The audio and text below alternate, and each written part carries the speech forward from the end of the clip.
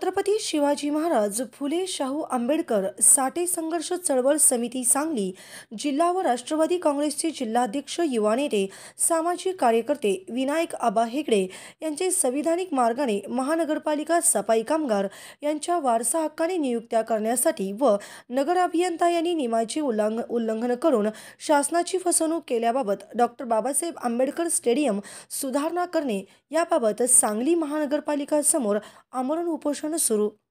आज राष्ट्रवादी कामगार सेल व शिव फुले शाहू आंबेडकर साठे संघर्ष चळवळ समिती यांच्या वतीनं महापालिका समोर आम्ही आमरण उपोषण सुरुवात केलेले आहे।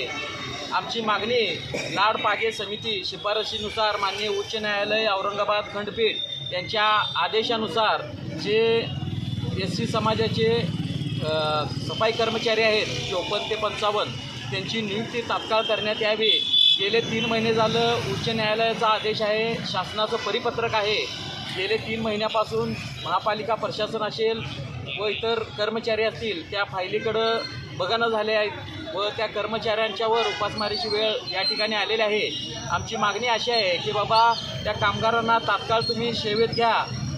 औरंगाबाद खंडपीठाचं आदेशाचं पालन करा, कोर्टाचे आदेश आहे त्या आदेशाचं पालन करा आणि विविध मागण्यांसाठी आज आम्ही महापालिकेसमोर उपोषण करत आहोत।